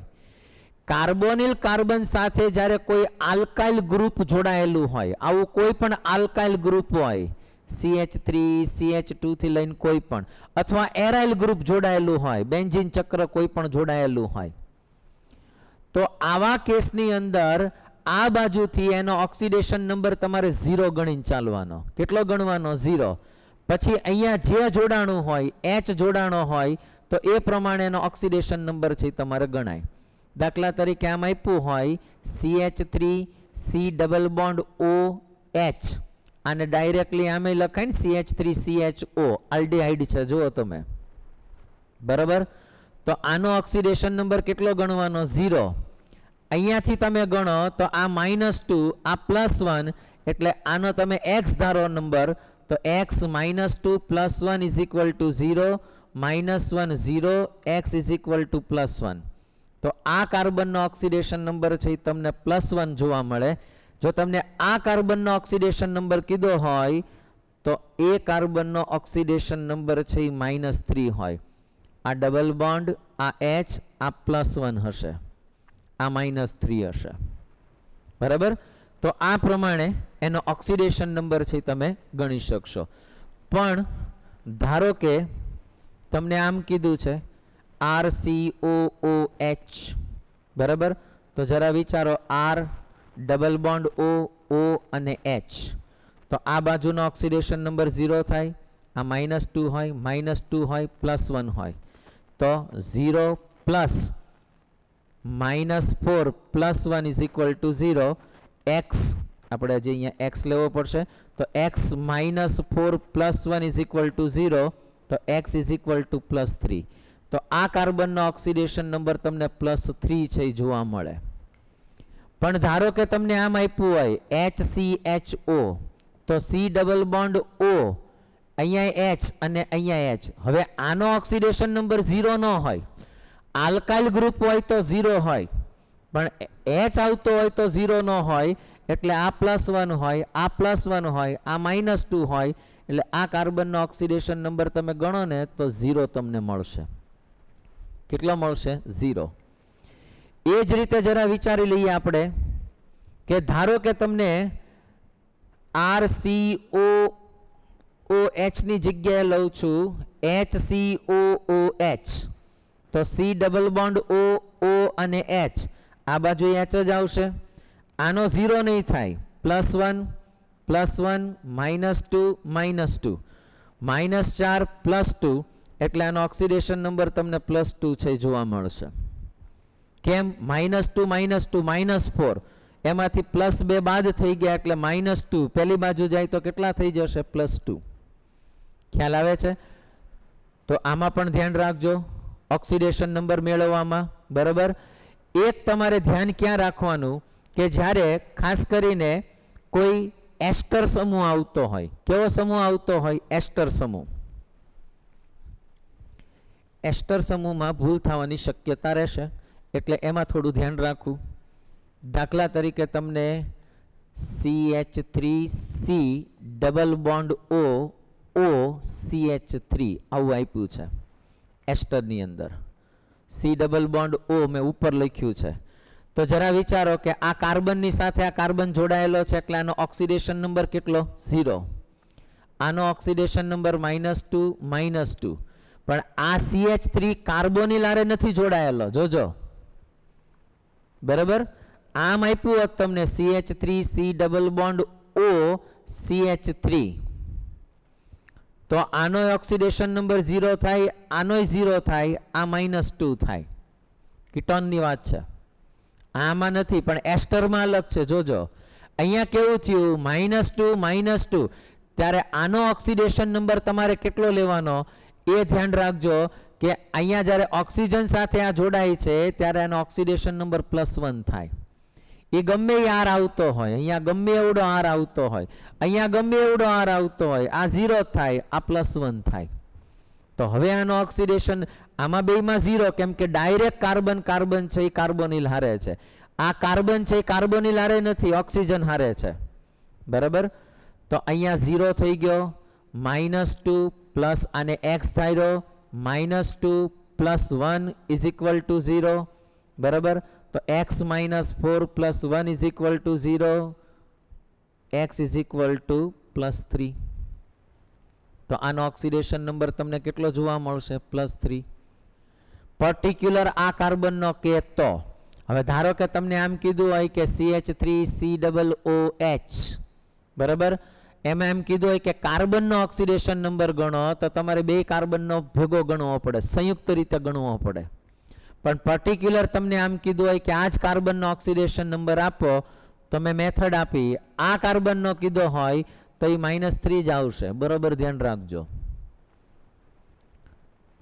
કાર્બનના ઓક્સિડેશન નંબર કઈ રીતે મળે છે, ભૂલ ન થાય, બરોબર. ધ્યાનથી સમજજો. આ પ્રમાણે તમે કાર્બનના ઓક્સિડેશન નંબર છે એ ગોતી શકશો. તો મિત્રો, હવે આપણે કેટલાક અપવાદ બાબતોની ચર્ચા કરવા જઈ રહ્યા છીએ.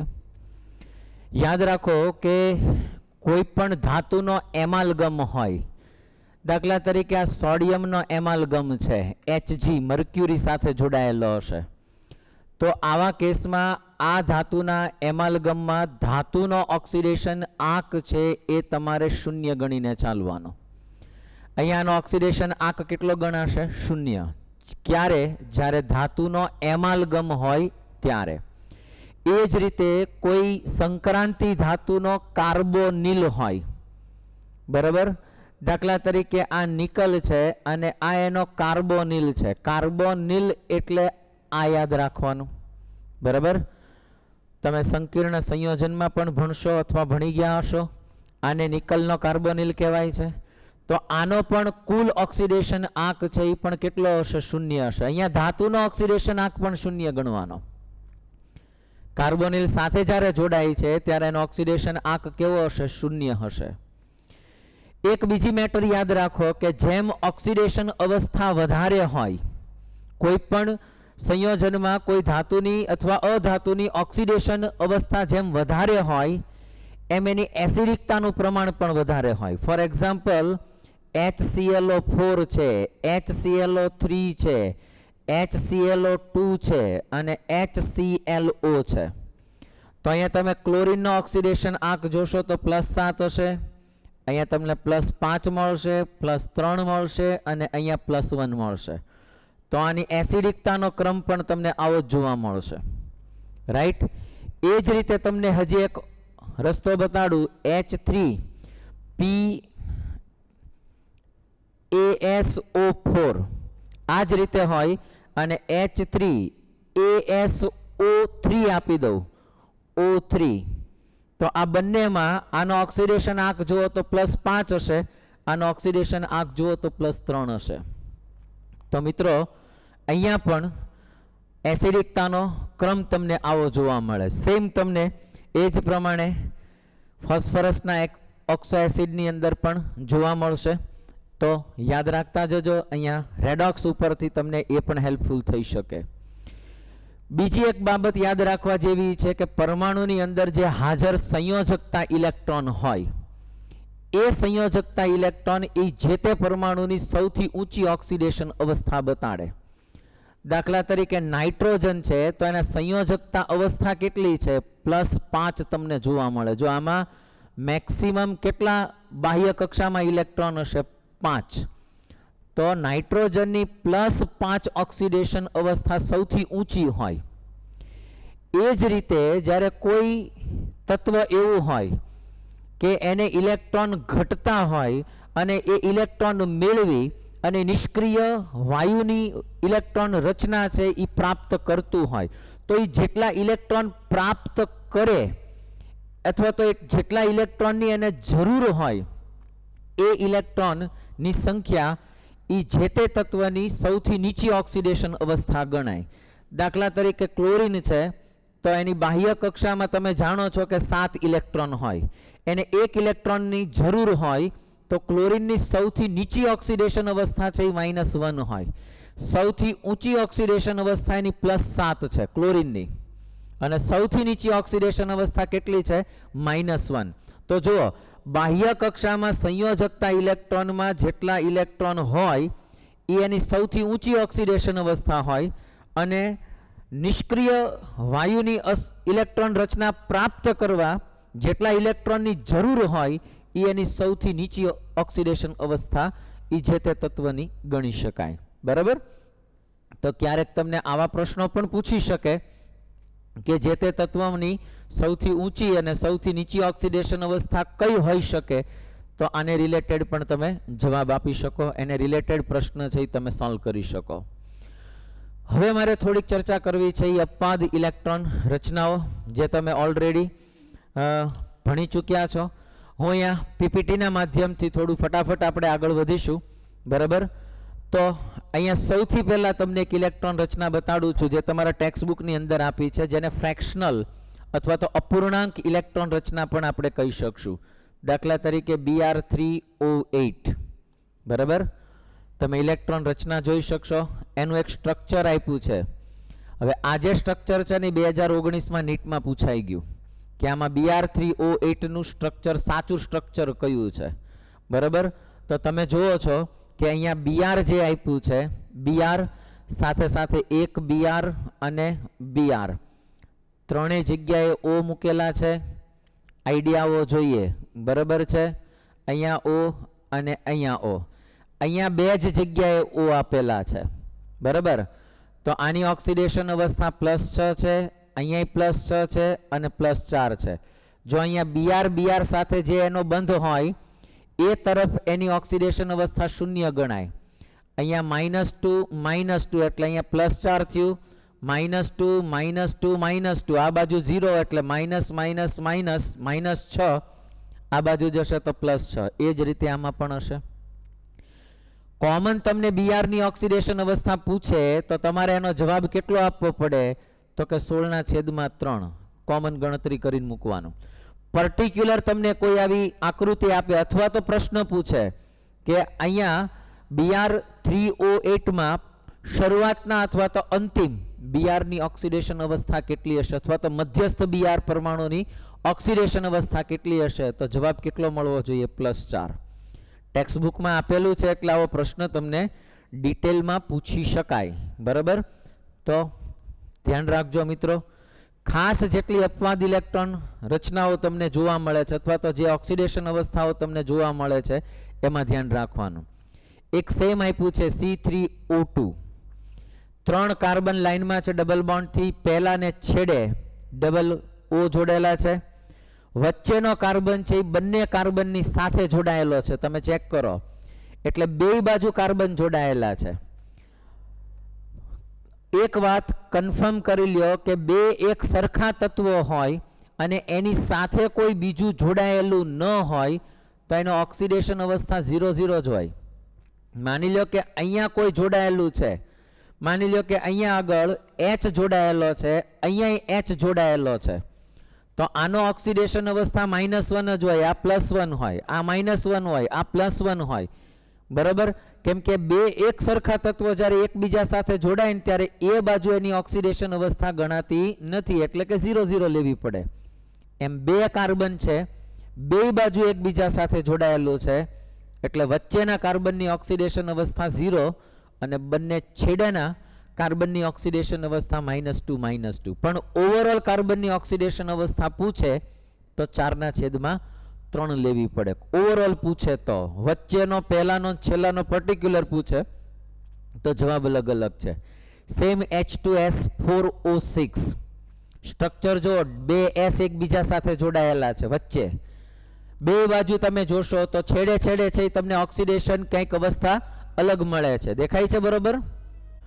તો જોઈ શકશો તમે કે અહીંયા H2S4O6 ની એક તમને રચના આપી છે. તો સૌથી પહેલા તમે જુઓ કે બે 4 S લાઈનમાં આપ્યા છે, તો વચ્ચેના જે બે S છે એ એકબીજા સાથે સલ્ફરના પરમાણુ જોડાયેલા છે, એટલે બંનેનો ઓક્સિડેશન આંક કેટલો છે? 0. જ્યારે છેડાના બે S સલ્ફર આપ્યા છે એની સાથે 3 ઓક્સિજન ને પાછળ એક હાઇડ્રોજન જોડાયેલો છે, એટલે એ છેડાના બંને સલ્ફરનો ઓક્સિડેશન આંક કેટલો મળે છે તમને? +5. પણ જો તમને ઓવરઓલ સલ્ફરનો ઓક્સિડેશન આંક પૂછે તો તમે આપણે જે ગણતરી કરીએ છીએ કોમન ગણતરી એ પ્રમાણેનો ઓક્સિડેશન આંક છે એ મેળવવો જોઈએ. બરાબર?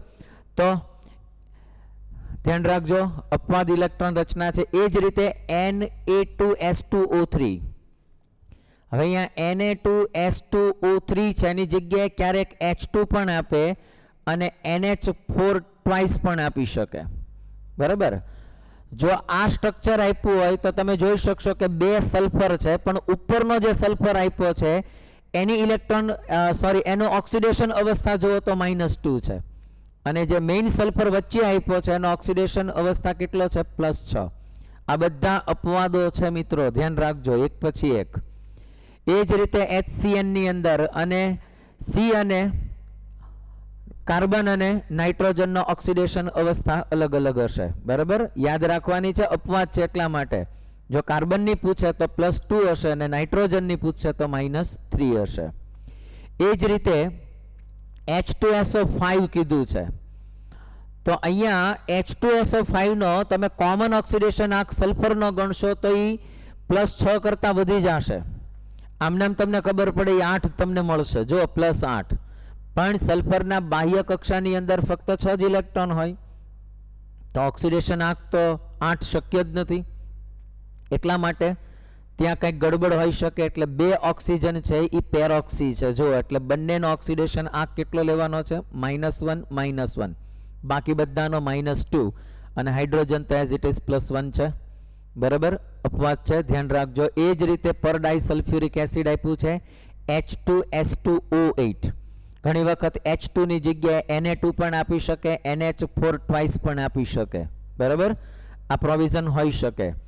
આમાં પણ તમે જુઓ તો બે પેરોક્સી ઓક્સિજન છે. જુઓ વચ્ચેના બે ઓક્સિજન છે એ કેવા છે? પેરોક્સી છે, એટલે બંનેનો ઓક્સિડેશન આંક કેટલો હશે? -1 એટલે બંને સલ્ફરનો ઓક્સિડેશન આંક +6 તમને જોવા મળશે. રાઈટ? CrO5 પતંગિયાની રચના આપી છે. આમાં 4 ઓક્સિજન છે, એનો ઓક્સિડેશન આંક -1 છે. શું કામ? ચારેય ઓક્સિજન છે એ પેરોક્સી છે. પેરોક્સી આઈડી આવી જવો જોઈએ. હવે ઓક્સિજન એકબીજા સાથે જોડાયેલા હોય, ઓક્સિજન I-1 -1 બરાબર છે. અહીંયા જે ક્રોમિયમ આપ્યું છે, બરાબર, એનો ઇલેક્ટ્રોન અહીંયા તમે જુઓ તો ઓક્સિડેશન આંક +6 હશે, આ -2 હશે. આ બધી અપવાદ રચનાઓ એક વખત જરૂરથી જોવી જોઈએ, કેમ કે ઘણી વખત ડાયરેક્ટલી આને રિલેટેડ પ્રશ્નો પરીક્ષામાં પૂછતા હોય છે. અહીંયા કોમન છે, આમાં કોઈ અપવાદ નથી. Cr2O7 -2 આઈધર H2Cr2O7 આપ્યું હોય. બરાબર? ડાયક્રોમેટની ઇલેક્ટ્રોન રચના છે. Cr ની તમને પૂછે ઓક્સિડેશન અવસ્થા તો એ કોમન જ તમને મળશે, +6 જ આવશે. કોમન ગણતરી કરો તોય, કેમ કે અહીંયા આગળ કોઈ જાતનો ઓક્સિજન છે એ કોઈ પણ પ્રકારનો પેરોક્સી રચના આપેલી નથી, એટલે અહીંયા ધ્યાન રાખવું. હવે કેટલાક ફ્રિક્શનલ એટલે કે જેને આપણે એવું કહી શકશું કે અપૂર્ણાંક મળતા હોય એમાં એક જોવા જેવી ઈ છે KI3 આપ્યું છે, એમાં KI અને I2 હોય. આનો ઓક્સિડેશન નંબર 0 હોય, આ +1 હોય, આ -1 હોય. બરાબર? જો આ તમને પૂછે ઓક્સિડેશન અવસ્થા તો -1 અહીંયા 0 હોય, પણ ઓવરઓલ I નો ઓક્સિડેશન આંક પૂછે તમને ઓવરઓલ, બરાબર, તો યાદ રાખો કે આ +1 જ હોય, +3 × x આવું આપણે લેવું પડે ઇઝ ઇક્વલ ટુ 0. તો 3x ઇઝ ઇક્વલ ટુ -1, તો x ઇઝ ઇક્વલ ટુ -1/3 એટલે કે 1/3 ભાગ છે એ બનતો હોય. જો અહીંયા ખાલી આયોડિનનો કોમન ઓક્સિડેશન આંક પૂછે તો -1/3 થાય, બાકી એમાં આ રીતે બે ભાગ પડતા હોય, એક I હોય અને એક I2 હોય. તો આનો -1 હોય, આ 0 હોય, આ +1 હોય. બરાબર? તો થોડા અપવાદો છે એ પણ યાદ રાખવા પડશે. હવે તમને ધારો કે કોઈ સંકીર્ણ આપ્યું હોય, બરાબર, અને એનું કોઈ તત્વનો તમને ઓક્સિડેશન આંક પૂછે. દાખલા તરીકે અહીંયા તમને આપ્યું છે Na2Fe, પછી આપ્યું છે Cn ના કેટલા આપ્યા છે 5, અને એક આપ્યું છે NO. મિત્રો યાદ રાખો, NO જે હોય ને NO એ +1 હોય, એટલે આનો કુલ ઓક્સિડેશન આંક કેટલો હશે? +1. Cn છે એનો -1 હોય, એટલે એનો કુલ ઓક્સિડેશન આંક કેટલો હોય? -1. આને તો +1 જ હોય. આનો ઓક્સિડેશન આંક ગણવો છે તો અહીંયા તમારે લેવું પડે 2 × 1 પ્લસ, બરાબર, અહીંયા આપણે આને x ધારી લઈએ. Cn કેટલું છે? -1. આવા 5 છે એટલે -1 + 1 ઇઝ ઇક્વલ ટુ 0. તો અહીંયા ગણીએ 2 + x - 5 + 1 ઇઝ ઇક્વલ ટુ 0. તો અહીંયા તમે ચેક કરો તો તમને આનો ઓક્સિડેશન અવસ્થા છે એ મળી જશે. બરાબર? આ x છે, આ +1 +2 એટલે +3, એટલે અહીંયા તમને મળશે x - 2 is equal to 0, x is equal to +2. આ +1 +2 +3, 3 માંથી -5 +3 -2 આ બાજુ જશે તો +2 મળી જશે. બરાબર? આ પ્રમાણે જોવાનું. આનો ઓક્સિડેશન અવસ્થા છે +1 હોય, આની ઓક્સિડેશન અવસ્થા -1 હોય. એ જ રીતે માની લો કે તમને કોઈ રચના આવી આપી હોય સંકીર્ણની. ફોર એક્ઝામ્પલ આપણે લઈએ કે ભાઈ તમને એક રચના છે, એ ધારો કે તમને અહીંયા બાજુમાં તમે જોઈ શકશો Fe આપ્યું છે, એના પછી આપ્યું છે NO, બરાબર, એની સાથે આપ્યું છે H2O, પણ એ H2O5 છે એટલે ત્યાં ધ્યાન રાખજો. બરાબર? અને એની સાથે આપ્યું છે SO4. આને તમારે ઓક્સિડેશન આંક ગણવો છે. એનો તો +1 જ હોય, H2O નો 0 ગણાય, અને SO4 નો ટોટલ -2 હોય એટલે -2. આને હું x ધારી લઉં, આ એક જ છે, રાઈટ. આ 5 ભલે હોય પણ કેવું લેવાનું? 0, અને આ લેવાનું તમારે -2 ઇઝ ઇક્વલ ટુ 0. SO4 -2 હોય એટલે એનો કુલ ઓક્સિડેશન આંક કેટલો લીધો? -2. આવું એક જ છે એટલે 1. H2O નો કુલ ઓક્સિડેશન આંક 0, આનો કુલ ઓક્સિડેશન આંક +1, આનો ઓક્સિડેશન આંક ગણવાનો છે x + 1 -2 is equal to 0, 0, x is equal to +1. તો અહીંયા આયનનો ઓક્સિડેશન આંક છે એ તમને +1 છે જોવા મળશે. બરાબર? સંકીર્ણમાં તમને ધારો કે કોઈ ઓક્સિડેશન અવસ્થા પૂછે તો તમે આ રીતે ગોતી શકશો. અપવાદો ઘણા બધા છે, ત્યાં આપણે મોડ્યુલની અંદર પણ ઘણા બધા અપવાદો રજૂ કરેલા છે મિત્રો. બરાબર? દાખલા તરીકે Fe3O4 હોય તો તમે જાણો છો કે FeO અને Fe2O3 ની બંધારણ હોય. તો અહીંયા Fe નો +2 ઓક્સિડેશન અવસ્થા હોય અને અહીંયા એની +3 ઓક્સિડેશન અવસ્થા હોય. બરાબર? પણ જો તમે કોમન ગણો તો 3x + 4 - 2 is equal to 0, 3x is equal to 8 અને x ઇઝ ઇક્વલ ટુ 8/3. જો તમને કોમન ઓક્સિડેશન અવસ્થા પૂછે Fe ની તો 8/3 થાય.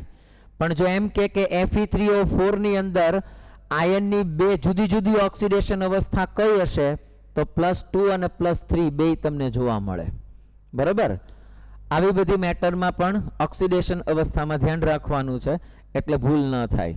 બરાબર, આવી જ એક અપવાદ રચના છે બ્લીચિંગ એજન્ટની છે, એક બ્લીચિંગ રચનાની છે. બરાબર છે, દાખલા તરીકે એની આપણે એની એક રચના જોઈએ તો Ca અહીંયા આવશે OCl અને Cl. બરાબર, હવે બરોબર ધ્યાન રાખજો કે કેલ્શિયમ છે બીજા સમૂહનું તત્વ છે એટલે એની ઓક્સિડેશન અવસ્થા +2 જ હોય. અહીંયા ક્લોરીનની ઓક્સિડેશન અવસ્થા -1 હોય. પણ જ્યારે ક્લોરીન અને ઓક્સિજન બે જણા જોડાય ત્યારે એની ઓક્સિડેશન અવસ્થા પ્લસ હોય. કેવી હોય? પ્લસ હોય. બરાબર, એટલે કેવી રીતે બનશે કે ઓક્સિજન આ પ્લસ છે, ક્લોરીન છે એની ઓક્સિડેશન અવસ્થા પ્લસ હોય, આ -2 હોય. તો આને જરા ઓક્સિડેશન અવસ્થા ગણો તો આની ઓક્સિડેશન અવસ્થા તમને +1 જોવા મળશે. કેટલી જોવા મળશે? +1.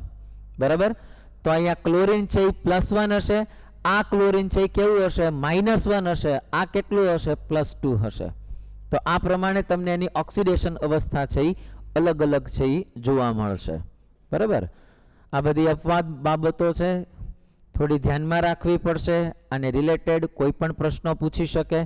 પર્ટિક્યુલર ક્લોરીનની ઓક્સિડેશન અવસ્થા પૂછે તો તમારે ગણતરી કરીને ચાલવાનું. CaOCl2 કીધું અને Cl ની તમને ઓક્સિડેશન અવસ્થા પૂછે તો તમારે ગણતરી કરવાની. બરાબર, ત્યારે ઓક્સિજન -2 અને કેલ્શિયમ +2 હોય એટલે ત્યારે ક્લોરીનની ઓક્સિડેશન અવસ્થા તમને 0 મળશે. પણ બે ક્લોરીન અલગ અલગ કીધા હોય તો એની ઓક્સિડેશન અવસ્થા એકમાં +1 હોય, એકમાં -1 હોય. બરાબર, ક્લિયર? ઓક્સિડેશન નંબર બહુ જ અગત્યનો મુદ્દો છે, ખાસ તૈયાર કરજો મિત્રો. આને રિલેટેડ પ્રશ્નો પણ પૂછાતા હોય.